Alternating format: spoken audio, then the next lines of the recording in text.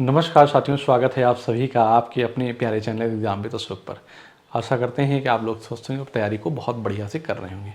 उसी तैयारी के क्रम में मैं एक और क्लास लेकर आपके साथ आया हूं, जो आपका पेपर 8 फरवरी 2026 को जो होना है सीटेट के, उसी को देखते हुए हमने एक पीवाई की सीरीज स्टार्ट की है, जो प्रीवियस ईयर क्वेश्चन को यहाँ पे हम लेकर आए हैं, जिनको हमने आराम से सिखाया है आपको। आप मेरे साथ बने रहिए और सवालों को देखते रहिए, आप आराम से सीख जाएंगे। जो बच्चे बिगनर हैं वो भी इनको देख सकते हैं, जो पहले से पढ़े हुए हैं वो उनका तो पूरा प्रैक्टिस हो जाएगा आराम से, कोई दिक्कत नहीं है। अगर कहीं किसी सवालों में कोई डाउट है तो वो आराम से वो देख सकते हैं, पूछ सकते हैं कमेंट के माध्यम से। क्लियर है? इसके बाद हमारे साथ आप लगातार बने रहिए, तो आपको मैं और भी बहुत सारे कंटेंट, जैसे कि मैं आपको साइंस भी दूंगा। 30 नंबर की मैथ आनी है, 20 की सब्जेक्ट से मतलब कि न्यूमेरिकल टाइप के रहेंगे, 10 नंबर की पेडागॉजी मैथ रहेगी मैथ में। तो इसका मतलब 20 क्वेश्चन आपकी ज़्यादा 15 मिनट में हो जाएंगे अगर हमारे साथ पढ़ें।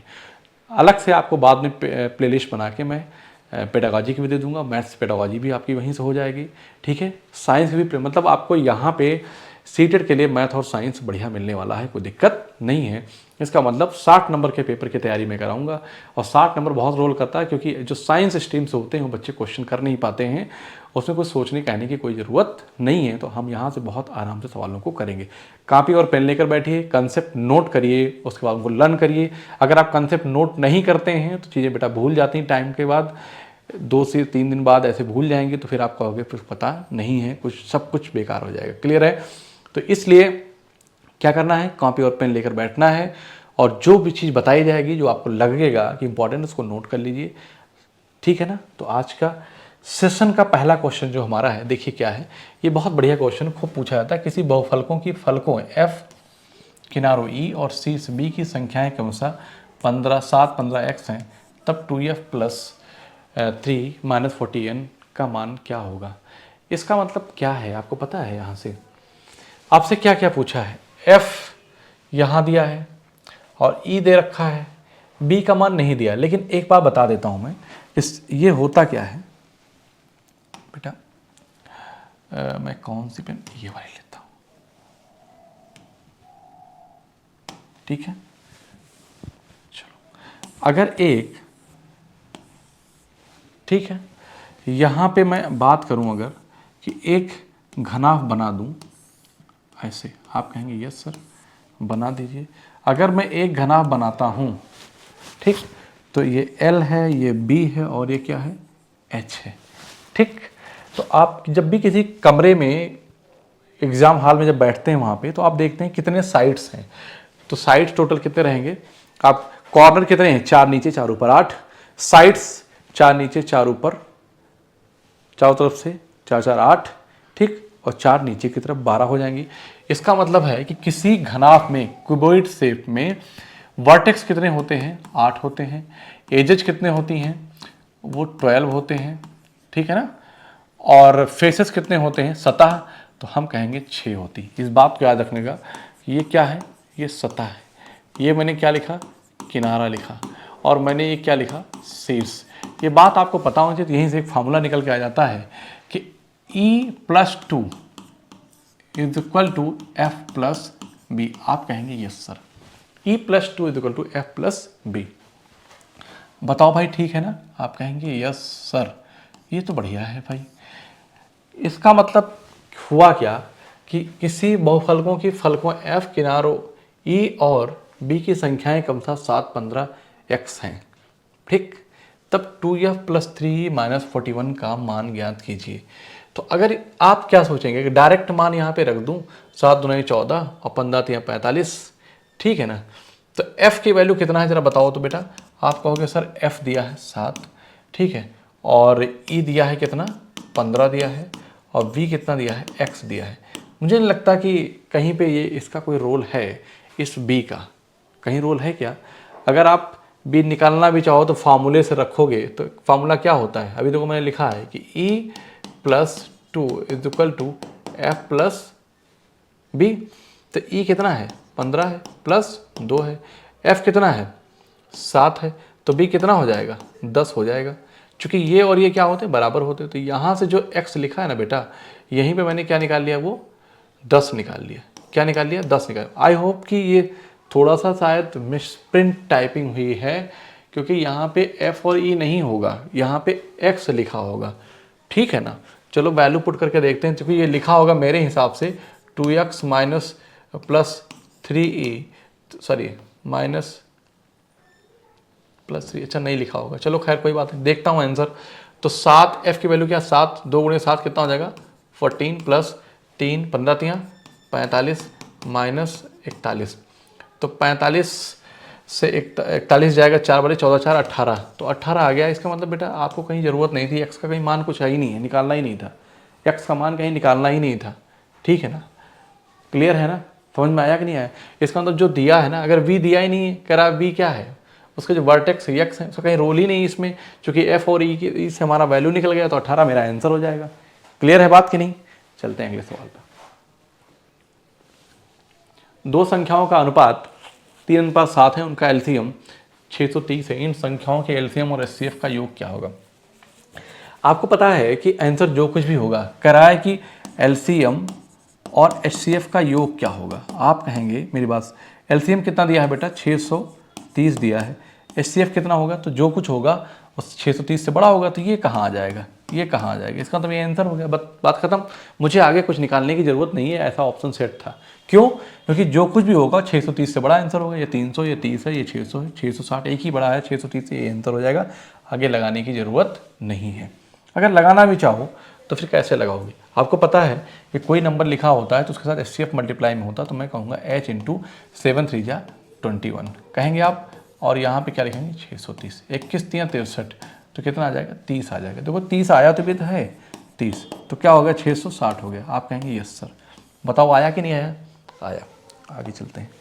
करा कि भिन्नों 6/7 2 सही 3/5 3/8 और 2 सही 8/15 में सबसे बड़ी और सबसे छोटी भिन्नों का योग क्या है। तो सिंपल सी बात है कि भैया 6/7 1 से छोटा है, ये तो 2 से बड़ा है, ये भी 2 से बड़ा है, ये वाला भी क्या है 1 से छोटा है, तो सबसे बड़ी पहले इन दोनों में हमें देखना होगा। 2 सही 3/5 तो ये 0.6 बनेगा, और 15 × 5 = 75, मतलब कहने का इन दोनों में ये बड़ी है। ऐसे ना करना चाहो तो ये देख लो 5 2 10 3 13, ये क्या है 13/5, और 15 2 30 8 38, 38 बटे क्या है 15 है, तो इधर मल्टीप्लाई कर दो, 15 3 45 के 5 हासिल 4, इसको यहाँ मल्टीप्लाई करो, इसको यहाँ देखो कौन सा बड़ा है, तो 15 3 45 5 15 कम 15 4 19, 5 2 40 के 0 5 15 4 19, कौन सा बड़ा है ये बड़ा है, इसीलिए मैंने कहा कि ये सबसे बड़ा। तो इसका मतलब है कि सबसे बड़ी भिन्न जो है वो 2 सही 3/5 है।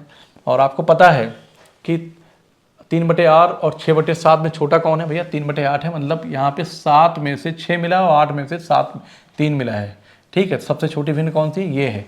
मैं ऐसे बता भी दूँ आपको, इन दोनों में चेक करना है कि कौन सी बड़ी कौन सी छोटी है। तो 3/8 इसको इधर मल्टीप्लाई करो, 6 8 48 और 7 3 21, तो ये वाली क्या है बड़ी, ये छोटी है। इसका मतलब 3/8 क्या है छोटा है। पूछा क्या सबसे बड़ी और सबसे छोटी भिन्न का योग, तो बस आपको यही बताना है, ठीक। तो 2 चलो अच्छा ऐसे कर देता हूँ, 15 2 30 3 33, लेकिन मुझे मज़ा नहीं आएगा बेटा, ऐसे करता हूँ 2 इधर रहने दिया, ठीक है ना। चलो अच्छा 5 2 10 3 13, ठीक, 13/5 प्लस 3/8, तो आप कहेंगे 13 8 104 और 5 टाइम 15 बटे 5 8 40, तो 115 और 4 क्या हो जाएगा 119/40। है कहीं क्या, कहीं है क्या, नहीं है, तो देख लो कैसे सही बटे में लिखा हुआ है। 40 है ना नीचे, 40 दूना 80, लास्ट में कितना आएगा 39 आएगा, नीचे कितना आ जाएगा 40 आएगा, तो यहाँ 35 है, ये हो नहीं सकता, ये हो नहीं सकता, इसमें है 40 दूना 80, लेकिन लास्ट में 9 आएगा, तो यही आंसर बनेगा और नहीं।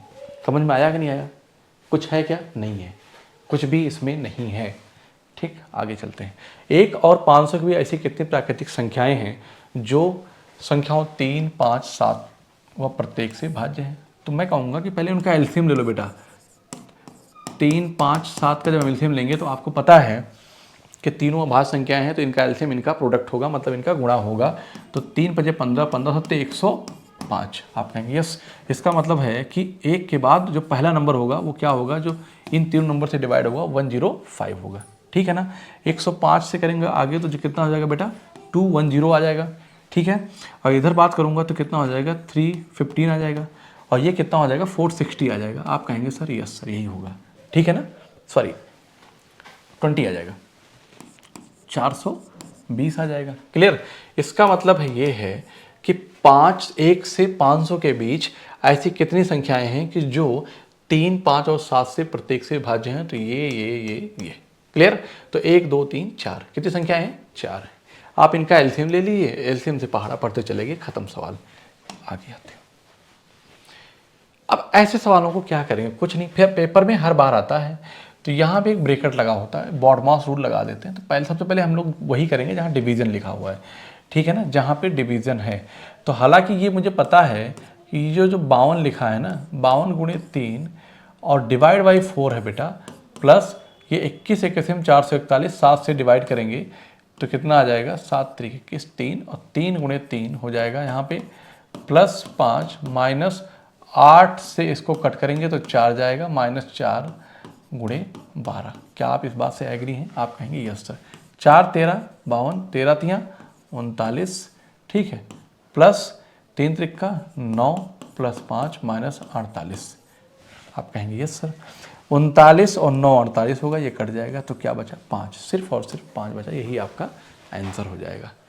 बॉडमास रूल कहता है सबसे पहले डिवीजन, फिर मल्टीप्लिकेशन, फिर एडिशन, फिर सब्ट्रैक्शन, ठीक है। 6 अंकों वाली एक संख्या 75y77 संख्या 11 से भाज्य है, तब 2y प्लस 3 का मान क्या होगा, बताओ भाई, बताइए। मैंने अभी लास्ट क्लास में ये डिस्कस किया था कि कोई संख्या अगर 11 से भाज्य है तो उसके अल्टरनेट डिजिट के सम का डिफरेंस 0, 11 या 11 का मल्टीपल होना चाहिए। इसका मतलब ये है कि अगर ये संख्या 11 से भाज्य है तो इसका मतलब 7 प्लस वाई प्लस 7 7 14, तो क्या लिखेंगे 14 प्लस वाई और 7 5 क्या हो जाएगा 12। तो इनका डिफरेंस में क्या लेकर आऊँ, इनका डिफरेंस मुझे हर हालत में क्या लाना पड़ेगा, 11 लाना पड़ेगा बेटा। क्या लाना पड़ेगा, 11 लाना पड़ेगा, ठीक है ना। तो मुझे पता है कि 12 और 14 का डिफरेंस कितना है, 12 और 14 का डिफरेंस 2 है। तो अगर 9 रख दूँ यहाँ पे तो बात बन जाएगी।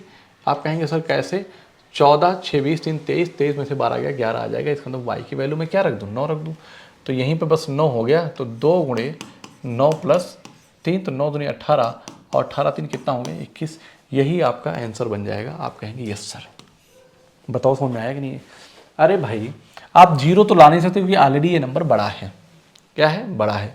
ये डिफरेंस लिया जाता है, ये सिंबल ऐसे लगाया जाता है, दोनों का अंतर होना चाहिए। मुझे पता चल गया 0 नहीं आएगा तो फिर 11 आना चाहिए, 11 ना आता तो 11 का मल्टीपल हम देखते। बात समझ रहे ना हमारी। हाँ, तो मैंने क्या किया कि एक पेन आप चाहे इधर से रखिए और चाहे इधर से। तो मैंने क्या रखा, 7 plus Y plus 7 14 plus Y और 7 प्लस 5 12 हो गया। तो इनका जब डिफरेंस लेगा, देखो मैंने अगर नहीं समझ में आ रहा तो आप ऐसे कर लो 14 प्लस, लेकिन तो समझ नहीं होता है, समझना पड़ेगा प्रैक्टिस के, माइनस 12 है। मैं चाहता हूँ कि इनका डिफरेंस, तो इसको ऐसे नहीं लिखो, तो आप क्या लिखेंगे y प्लस 2 लिख देंगे। अरे इनका डिफरेंस ले लो y प्लस 2। आपको पता है कि यहाँ लाना है 11, तो y की वैल्यू कितना हो जाएगी बेटा, 11 माइनस 2 कितना हो जाएगा, 9 आ जाएगी। बस यही चीज़ तो मैंने किया है, बस मन में कर लिया है। आप समझ रहे हैं ये बात। आगे चलते हैं। एक निश्चित संख्या में वस्तुओं को 126 दिनों में निर्मित करने के लिए एक फैक्ट्री को 84 मशीनों की आवश्यकता पड़ती है। वस्तुओं की उतनी ही संख्या को 108 दिन में निर्मित करने के लिए उस फैक्ट्री को कितनी और अधिक या कम मशीनों की आवश्यकता पड़ेगी। यही सवाल ऐसे ही क्वेश्चन पेपर में आते हैं। एक निश्चित संख्या में वस्तुओं को 126 दिन में निर्मित करने के लिए, इसका मतलब मुझे ये पता है कि M1D1H1 M1D1H1 अपान W1 बराबर M2D2H2 अपान W2। समझ में आया। ये फार्मूला होता, मतलब जो काम किए गए वो नीचे रहेंगे। तो कह रहा है एक निश्चित संख्या में वस्तुओं को 126 दिनों में निर्मित करने के लिए एक फैक्ट्री 84 मशीनों, मतलब कि 126 दिन में अगर 84 मशीन काम करें तो एक निश्चित संख्या में वस्तुओं को बना सकते हैं। वस्तुओं की उतनी ही संख्या, अगर कह दो वस्तुओं की संख्या 1 है, ठीक, संख्या को 108 दिनों में निर्मित करने के लिए कितनी और अधिक या कम मशीनों की आवश्यकता होगी, तो मैं कहूँगा AX की ज़रूरत है। इससे कटेगा, ठीक है। 12 से 84, 12 9 108, 9 1 कम 9, 9 चौक 36, 14 थे 98, इसका मतलब है कि वही काम 98 आदमी करेंगे। तो पहले कितने कर रहे थे काम, पहले कितने कर रहे थे भाई, 84, 100। हाँ, पूछा क्या हमसे कि कितनी अधिक या कम मशीनों की आवश्यकता होगी। पहले कितनी मशीन थी, 84 थी, अब कितनी लग रही हैं, 98। तो 84 6 8 6 14, 14 मशीनें अधिक लगेंगी। उसने पूछा है कितनी और अधिक या कम, आप 98 मत लगा दीजिएगा, 98 नहीं, 14 और अधिक या कम पूछा, तो 14 और अगर मशीनें लग जाएं तो काम 108 दिन में निर्मित हो जाएगा। इसका मतलब है कि जब 84 मशीन काम करती थी तो किसी काम को करने में 126 दिन लगता था, लेकिन अगर 14 मशीनें और आ जाएं तो वही काम 108 दिन में ही फिनिश हो जाएगा। आगे सवाल पे आते हैं।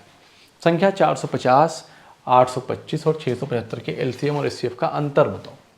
एलसीएम और एचसीएफ का अंतर, तो आपको पता है यहाँ पे 450, 825 और 675 के एलसीएम और एचसीएफ का अंतर है। चलो ठीक है भाई, बड़ा नंबर है, ऐसी कोई बात नहीं है। तो आप देखिए कि कुछ करना नहीं है, लेकिन पेपर में आ जाता तो अब करोगे क्या, इनको करोगे क्या, पर इनका एलसीएम निकाल लो। और ये कितना है, 825। मैंने आपको एलसीएम सिखाया होगा अगर किसी क्लास में, तो अभाज्य गुणनखंड विधि से। कैसे, अभाज्य गुणनखंड विधि से। तो मुझे पता है कि 45 को मैं लिखूँगा 5 गुणे 9 गुणे 5 गुणे 2, ऐसे नहीं लिखे, एक स्टेप और लिख देता हूँ समझाने के लिए आपको। तो 45 गुणे में 10 लिख देता हूँ बेटा, है ना। ये 25 का मल्टीपल है, 25 तियाँ 75, 5 2 7, 25 तियाँ 75, कितना है 25, ये भी 25। तो 25 दूना 25 गुणे 25 दूना 50, 17, 25 सत्ते 175। तो मैं यहाँ पे कहूँगा क्या, 9 पचे 45, इसको लिखूँगा 9 पचे 45 और 5 इधर हो जाएगा, तो 5 का स्क्वायर हो जाएगा और गुणे क्या हो जाएगा, 2 हो जाएगा। 25 दूना 50 और 5 9 45, ठीक है ना। इसको लिखूँगा 3 गुणे 11 गुणे 5 का स्क्वायर, इसको लिखूँगा 5 का स्क्वायर इंटू 3 का क्यूब, ठीक है ना। तो अब मुझे पूछा योग एलसीएम और एचसीएफ का अंतर पूछा है बेटा। तो आप देखिए इनका जब एलसीएम निकालेंगे हम, जब बेटा एलसीएम लिखेंगे तो क्या लिखेंगे, यहाँ 9 है तो 9 को मैं क्या लिखूँगा, 3 का स्क्वायर, 9 को मैं लिखूँगा 3 का स्क्वायर। 2 यहाँ है और कहीं नहीं है तो 2 लिख दूँ चुपचाप। 3 यहाँ है और कहीं नहीं है, यस है, तो 3 का स्क्वायर। 5 यहाँ ही है, 5 का स्क्वायर और एक 11 दिया है। 25 25 गुना 50, कितना हो गया, 50 गुणे 9 गुणे 11, है ना। 5 9 45, 450 गुणे 11, 11 पचे 55 के 5, 11 चौक 44, 5,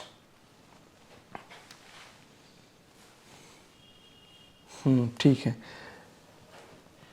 कितना 25 25 दूना 50, 3 त्रिक का 9, ठीक है, गुणे 11, 11 जीरो लगाया, 11 बजे 55 पाया, 11 चौक 44, 44 5 49, 4950। अंतर पूछा है संख्याओं 450, 825 और 675 के एलसीएम और एचसीएफ का अंतर।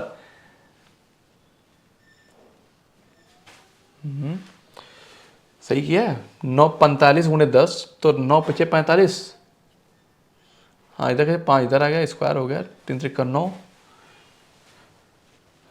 25 50 5, हाँ ठीक है, 5 9 45, क्लियर। और मैंने 25 से कट किया तो 25 तियाँ 75, 5 2 7, 25 तियाँ 75, ठीक है। 33 और 11 तियाँ 33, 5 का स्क्वायर, 25 दूना 50 और 25 सत्ते 150, 3 का स्क्वायर और 5 का स्क्वायर। कहीं थोड़ा मिस्टेक कर दिया क्या मैंने, तो क्या लिखा मैंने बेटा, 2 लिखा, और 5 3 है, 3 की हाईएस्ट पावर 2 है, 3 है भैया, 3 की हाईएस्ट पावर, काहे नहीं बता रहे हो, यहीं पे मिस्टेक करा। 3 की पावर 3, 3 का 9 त्रिक 27 हो जाएगा बेटा, फिर यहीं पे आंसर, आपका पूरा आंसर ही बदल जाएगा यहीं पे, ठीक है।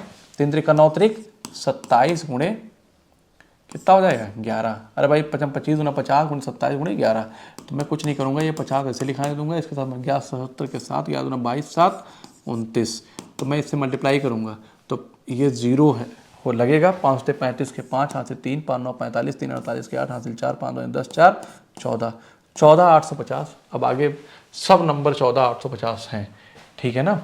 इसका एचसीएफ निकालोगे, ये तो आपका आ गया एलसीएम, इसका एचसीएफ निकालोगे तो 825 और 675। जहाँ अंतर कम हो वही निकाल दो, बात खत्म। 6 2 यहाँ पे अंतर कम है तो 5 में से 5 गया, कितना हो गया 0। 7 12 में से 7 गया तो 5, और 7 में से 6 गया 150। 150 के पहाड़े में 450 तो आएगा, लेकिन कभी ये दोनों नहीं आएंगे। इसका मतलब है कि इसके फैक्टर में जब लिखूंगा बेटा तो मैं 2 गुणे क्या लिख दूंगा, 75 लिखूंगा, 2 गुणे 75 लिखूंगा, ठीक है ना।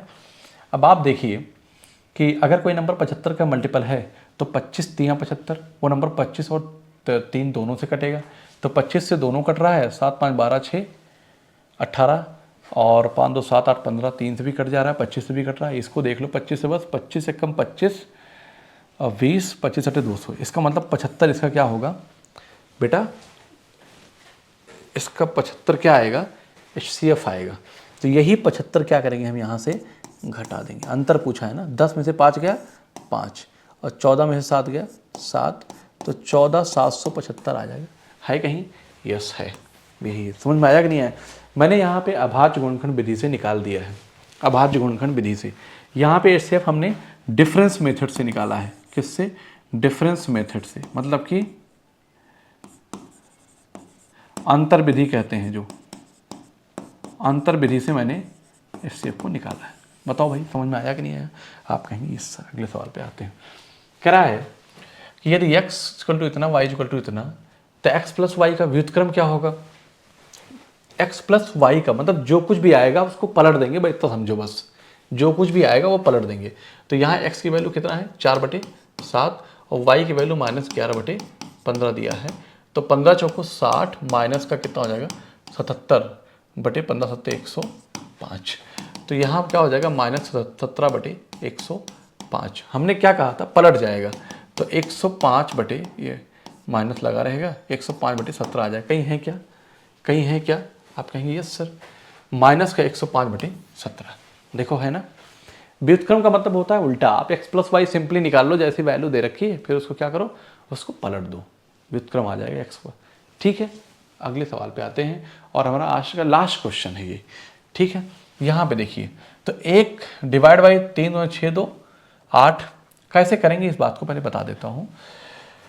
लिखा क्या है पहले ये देखो, लिखा ये है, चलिए इधर कर देता हूँ कि 1 डिवाइड बाई 3 2 6 2 8/3, ठीक, प्लस 1 प्लस 5 3 15 1 16, 16/5।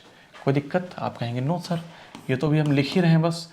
तो 1 डिवाइड बाई कितना है 2/9, कोई दिक्कत नहीं है। इसको जब देखो, फॉर्मूला क्या कहता है कि A/B/C equal to D equal to होता है A/B/D/C। आप कहेंगे यस सर, इसका मतलब है ना कि ये बटे 1 लिखा है, इसका मतलब 1, और देखो पलट जाता है, तो आप इसको क्या लिख दो 3/8 लिखोगे, बस इतना जान जाओ, बस और कुछ नहीं करना है, ठीक है ना।